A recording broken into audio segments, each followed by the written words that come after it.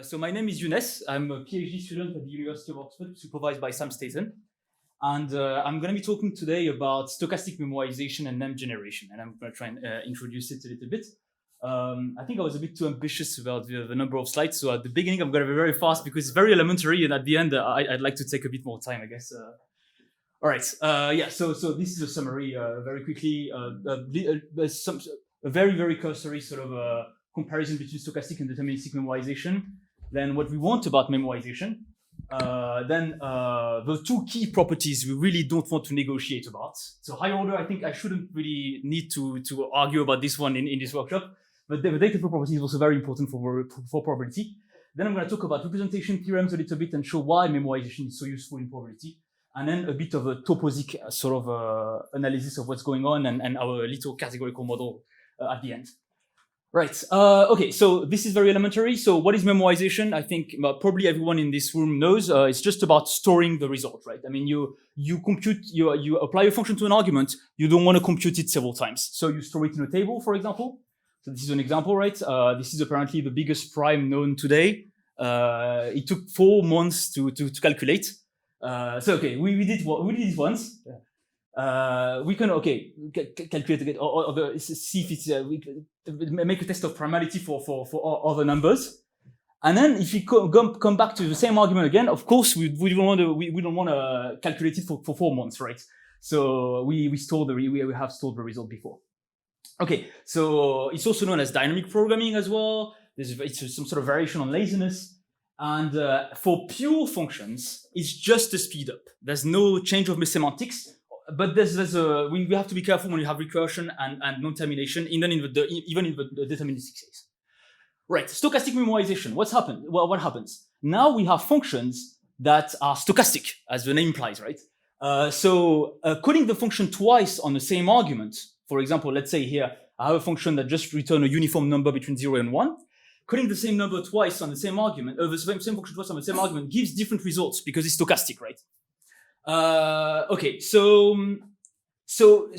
memoizing it. So you could do the same trick as earlier, yeah. You just have a table and then you say, okay, instead of recomputing it, I'm just gonna return the value that I had in the table. But if you do this, by the way, and this is useful, right? Because for example, in this very, very simple example where the function just completely ignores its argument, we get white noise, which is a useful notion in probability. So even in very simple examples, stochastic memoization is already not very trivial, and it's actually it's adding it to your language increases the expressiveness. Okay, so it's also key for non-parametrics. I don't know if some of you are familiar with this, but it's stochastic non-parametrics. If you have infinite dimensional models, memoization comes in handy. We will see this in a couple of slides. For example, for IID sequences, Gaussian processes, Chinese restaurant process, and everything. I give some examples. For representation theorems, I'm going to mention this as well a little bit. And even in practical probabilistic programming, it's already used, actually. It's already present in Church, for example, in WebPeople, in Hansei, in several probabilistic programming languages that already use it in practice, but we don't have correctness. We don't really know why it works. We don't have a model. Okay. Okay, so this is basically the signature. So it's a higher order function, right? So let's get rid of the trivial sort of issues about it. If the domain, so again, this is the domain and the codomain of the function. If the domain is finite, there's no problem whatsoever, right? Because you could just compute your function every element of your domain and store it and then return the thing. And of course, as you have a finite number of elements, it fits into a program. So no problem whatsoever. There's no issue whatsoever. If it's countable, if your domain is countable, now it can be more. It could be a bit trickier, but there's still a trick. We can exploit laziness, which is what we do in Lazy People. By the way, it's a little probabilistic programming library that we're working on in Haskell. And so, for example, I give you here an example about the Poisson point process with memoization in 2 lines only. So you can exploit laziness to still memoize your models. Generative models. But I'm not going to talk too much about this because actually even the countable, it becomes much trickier after. The very big problem is uncountable domains. We have no idea whatsoever what to do in this case because you can't even, how do you even start, right? Your domain is uncountable, you can't even, you can't use anything. You can't use all these cheap tricks I used earlier. So it's an open problem. And so the goal of this talk is to basically give you an overview of a simpler, we sort of solved it in a very, very sort of toy situation somehow. It's not the general, we didn't solve it in general, but it gives a glimpse at what a general solution could look like. All right. Okay, so what do we want about memoization? As we saw in other examples, okay, so if you call your function, oh, by the way, I have a little notation. If you in lambda calculus, you write your function lambda x.u. I'm gonna write lambda mem x.u. This is a mem letter in Hebrew for memoization. So the memoized version of so I copied, I plagiarized Méliès. Méliès used this notation, so I plagiarized it. He didn't use it for memoization, but I really like it. Okay, right. So let's say we memorize our function, and so if you use it only once, no problem whatsoever. There's no issue. If you use it several times, though, like in this example, then of course you can't really call the function several times, right? Because it's gonna give you several results, so you need to store them in a way. So it can be summarized in this equation. So basically, the bottom line is if you memorize f and you call f on an argument x0, you're never ever gonna compute f again on x0 because of course it would give you a different result. So in the recursive call, you treat x0 you single it out basically. That's basically the equation we have. Again, it's just formalizing the intuition we had earlier. Great. The big problem, and this is the first big problem we have, is that an intuitive implementation of memoization is using state, right? Because you have a table and you store your results. But the big problem about state, the state monad, is that it's not commutative. What does it mean? We don't have the data flow property, and I'm going to talk about this in a minute.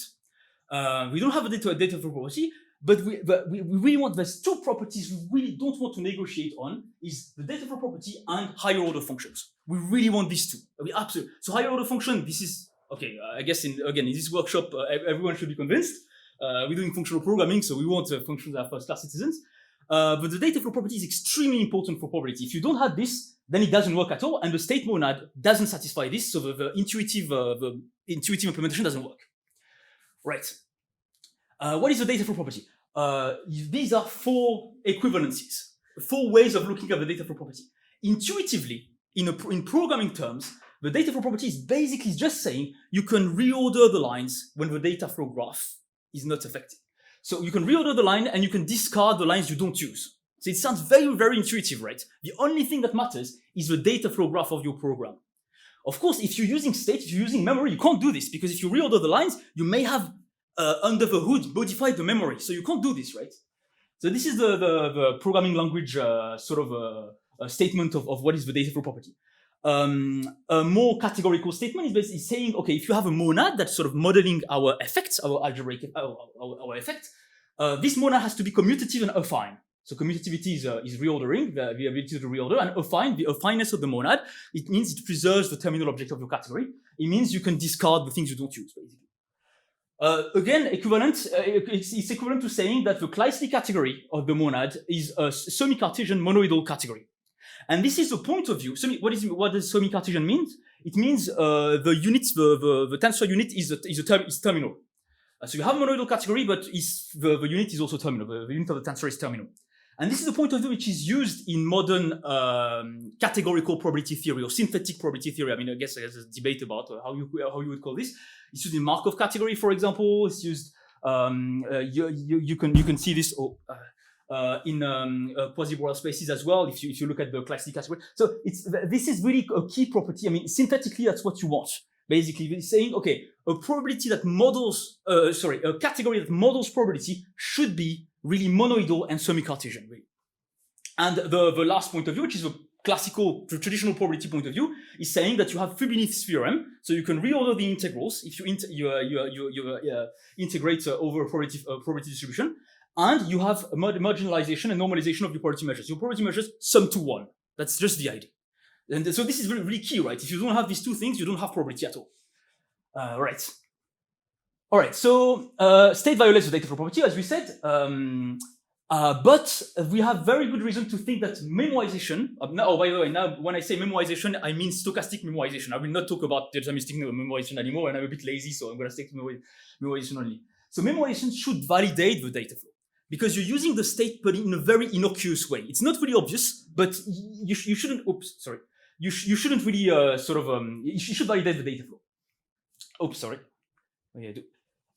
Okay, so this is the key thing. The key sort of take-home message is that memoization shouldn't be really intrinsically stateful. It should be linked to pure probability theory. And I'm gonna try and explain what I mean by this in two examples. The first example will be Kolmogorov's extension theorem, and the second example will be Pólya's maybe some of you have heard about Deterministic theorem. Okay. Right. So Kolmogorov's extension theorem. So some probabilists may say, we already have something similar to this, because there's a theorem in probability theory called the Kolmogorov extension theorem, saying basically that you can sort of construct a probability measure on an arbitrary product, provided you given the projections. You push forward. The finite dimensional projections of your measure. And these projections are all consistent with one another. They're all they form a consistent family. So categorically, you could state it as a diagram. It's a limit diagram like this.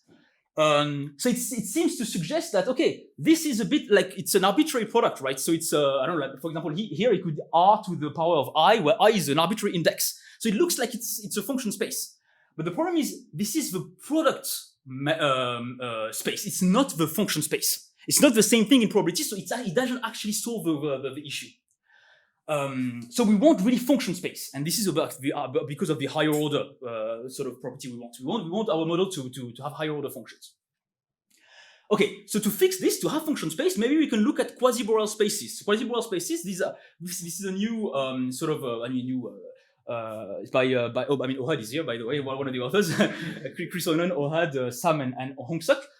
It's a categorical model which sort of conservatively extends standard Borel spaces, and it's very well behaved. It sort of models probabilistic programming very well because it's Cartesian closed, and it has very good properties. It has a commutative monad of measures and everything. It has very, very good properties. So the first candidate to model memoization would be to say, okay, we're going to have a look at the category of quasi-Borel spaces. Do we have a memoized morphism in this category? Unfortunately, it's not the case. It's been shown that quasi-Borel spaces do not support memoization, so we can't look at this, unfortunately. That's really a pity, because this was a very, very good candidate. Okay, so it's an open problem, right? An open problem, we want to find a model of probability with stochastic memoization, it's the point of the talk, but also with the data flow property, because otherwise it's not probability at all, and function spaces. Otherwise, we're not doing functional programming, really. We're not very good. Okay, so now I'm going to talk about Pólya's and Definiti's theorem very, very quickly, because it's not the point of this talk. Let's say you have an interface like this. You have a process, a Boolean process, where you can sort of generate a new process given a hyperparameter, and you can get a result, a probabilistic result. There's different ways of implementing this, of giving an implementation for this interface. There's various way of doing it. One way is to use the Pólya's process, which is basically you sort of update an urn. You have an urn with balls in this urn, and then you draw a ball at random. And let's say we have two types of balls. In this case, it's a bit more general, but you have two types of balls: true balls and false balls. If I draw a true ball, then I'm going to return true, and I'm going to put another true ball in the urn. So the urn is acting a bit like a state in a way, and so it models this very well. Okay, so this is an implementation on the left using state. So in Haskell, it doesn't look very pretty. There's unself-performed I/O everywhere. Don't look at this, please. Don't look at this. So this is the ugly implementation of Pólya on the left. But it turns out that thanks to a very beautiful theorem called the Finetti theorem, it's a representation theorem in probability. It turns out that actually this instantiation is contextually equivalent to a stateless one, where you basically just sample a bias. It's as if you have a coin. You had a coin, basically. You sample a bias for this coin, and then all your samples based on this bias, given this bias, are independent. So this one is extremely. Oops. Where am I? This one is extremely sort of elegant in a way, and it also is much more parallelizable, right? Because you just have one sample of the bias of your coin, and then everything is independent, so you can parallelize the computation. And there's many other good properties of this point of view. But it doesn't have any state here. Whereas here, in this one, you have an urn. You update the urn. So in a way, sometimes, even though an obvious implementation is using states, it may not be the case that you can't rid of state, actually. You can't get rid of it. And this one obviously satisfies the Dataflow property, by the way. Obviously, it's not obvious, but you have to make a little computation. Right. Now let's generalize this a little bit to graphs. So it's just two-dimensional. So Definity was one-dimensional. The two-dimensional version of Definity is called Aldous-Hoover, and it's again a representation theorem about exchangeable simple random graph. You have an interface like this, so you have a random graph. So this could be useful for many things. For example, I don't know, a social network, biochemical pathways, whatever, the World Wide Web or whatever. And so you observe samples from this random graph, and then you want to say, okay, if I observe two nodes, I get two nodes from this random graph. I want to know if there's an edge between these two nodes or not. The only thing that I'm sure about, really, is that if there's an edge, this edge can't disappear later. That's the idea, right? So it's memoized in a way. The graph is here, it's a random graph, but if I observe an edge, the edge can't disappear later. All right, so you have, again, several ways of implementing this interface. One way is using geometric graphs. So you can take a sphere in dimension n, sample points on this sphere, and then saying there's an edge between them if and only if the distance between them is lower than pi/2, for example. It's one implementation, one possible implementation. And the thing is, this implementation, when n tends to infinity, your dimension tends to infinity, blows up. It's as if all of your edges were independent. In the limit, it behaves as if all the edges are independent, and it's called the Rado graph, or the R2 Shreni graph. So what is this? Oh, so this one is absolutely fascinating. I don't have time to talk about it, unfortunately, but it's really, really fascinating. It's a very, very weird graph. Yeah, there's many ways of constructing it that it's not obvious at all that any of these ways is equivalent to the other, but they're all describing the same object. So one way of constructing the R2 Shreni graph is to basically say I have a countable number of nodes, and I'm going to sample, I have a coin. It could be with any bias except 0 or 1, because of course, otherwise it's degenerate, where your graph is either discrete or complete. So you have a coin, and then you just flip this coin, and if you get true, you put an edge between your two nodes, or otherwise you don't put an edge. That's the idea. So how you can construct the R2 Shreni graph. It's also called the Rado graph for other reasons, because there's many ways of defining it. And this graph has a good property that it embeds. I mean, every at most countable graph embeds into this graph. It's very hard to visualize. I think it's not very easy to see how it's going on. Well, what's going on? Right. So what's going on? So this is another implementation where basically saying, so my coin is given by what we call a graphon. What is a graphon? It's basically saying, okay, let's say my nodes on this graph are given by real numbers. My graphon is it's here. It's giving me the probability of getting an edge between two nodes, basically. That's the graphon. It's a bit like some sort of it's not really a seed, but it's a bit like this. It behaves a bit like this. So again, it's a representation. The Aldous-Hoover representation theorem is basically telling you there's a graphon. If your thing is exchangeable, there's a graphon. There's an underlying graphon. And Sam Staton actually showed that this is the only implementation up to contextual equivalence, actually, if your interface is exchangeable. Great. Okay. And so this is where the things are gonna start to not make sense anymore, I think. Okay, so how do you show this? And we get into the realm of topos theory now. So we talked about graphons. So the graphons are giving you basically the probability of getting an edge between two nodes. And then once you get an edge, you can't change it, right? It's here, it's not here. And the thing is, Sam showed that graphons are in one-to-one correspondence with internal probability measures internal in the sense of topos theory. So it's in the internal language of a topos. So probability measures on a certain generic object V that corresponds to the nodes of the Rado graph. It's as if the Rado graph was an ambient sort of object in your topos, and every sort of internal probability measure on it, which satisfies Fubini, by the way, it's a technical condition, but we don't need this. It's not important to highlight it. Every such probability measure corresponds to a graphon. So in a way, you can construct a submonad of a monad of probability measures, and it gives you a model. That's a way of getting a model. And this is basically the equivalence of toposes that you get. On the left, you have, okay, so this is the tricky part, I guess. On the left, you construct a Grothendieck topos. So this is a topos. So let's forget sheaves. Let's forget the topology right now. Let's pretend that it's just pre-sheaves. So you have pre-sheaves over this category. What is this category? The objects are finite graphs, and the morphism are embeddings between these finite graphs. So you take all the pre-sheaves on this, you put Grothendieck topology, the atomic group Grothendieck topology, and it turns out that this topos, which is very combinatorial in nature, because you can look at the object, you can look at what the object gives you and everything. This topos is actually equivalent to a topos of continuous action of the automorphism group of the Rado graph. Okay, so this one is a bit of a mouthful, but what's the point? What's the point of having this? In this topos, it's very convenient to work in the internal language here. I don't know if some of you have worked a little bit on topos theory in the internal language of sheaf toposes, but sometimes you need a thing like the Kripke-Joyard semantics or something like this. It's a bit fiddly, right? It becomes fiddly very, very quickly. Here, you just need some model theory, basically. You need to get a notion of definable sets. So working in the internal language here is very, very convenient compared to here. And of course, this one also has advantages compared to this one, right? So they both are basically two sides of the same coin, but one of them is more advantageous depending on what you want to do. Okay, so this automorphism group of a structure reminds you something, maybe, because it's actually it's an instance of a very, very general phenomenon called toposic Galois theory. So it's Galois theory, but at the level of toposes, basically. So I don't know if some of you are familiar with Galois theory, but in Galois theory, you have a correspondence between field extension of a field and subgroups of the automorphism group of your Galois extension.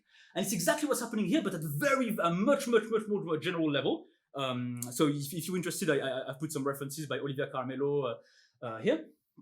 And what's happening is that actually the Rado graph or the Erdős-Rényi graph has this property that it's an ultra homogeneous structure. So model theoretically, it's very well. What does it mean? This thing means that if you have a partial isomorphism between two finitely generated substructures, this partial isomorphism extends to an automorphism of the whole structure. And this is a key property that is used in every other, to get the very nice equivalence here. Right. And so it suggests that there's a general recipe. You could, instead of doing this for just the theory of graphs, you could do this for first order theory, right, in general. It's not completely obvious that it's going to work in general. You're going to have but there's conditions for it to work. I'm not going to get into it. Okay. Oh yeah, I have to stop, I guess. Okay. Well, so maybe I can just stop on this slide. The idea is that you can basically use the same idea to try and construct a model of memoization. Instead of having Rado graph, you have a bi-graph instead of this. If you look at this signature, when you can generate an atom, you can generate a new function, and the application, the memoize application, is actually just the signature of it's the edge relation of a bipartite graph. So it's basically very similar to the Rado graph, but it's in the bipartite case, and so we can do similar things. I think I should stop here because it's I don't know how much time I have left. 1 minute? Okay. Okay. Yeah. Okay. But see, if I have 1 minute, maybe I can say just a little bit about the. Oh, okay. Let's go about this. So having a category is not enough, right? We have a category, we have a topos, that's great, but you also need a monad on this to model probably to the effect. And actually, it turns out that there's a monad which is commutative and affine, exactly what we wanted. So we do have the Dataflow property with this monad. It's some sort of name generation and stochastic memoization monad in a very restricted setting because we're only considering Boolean function in this case. And we have higher order functions because it's a Cartesian closed, it's a topos. So it's Cartesian closed and has very good properties. Right. Okay, so thank you very much for your attention and sorry for being a bit long. Thank you.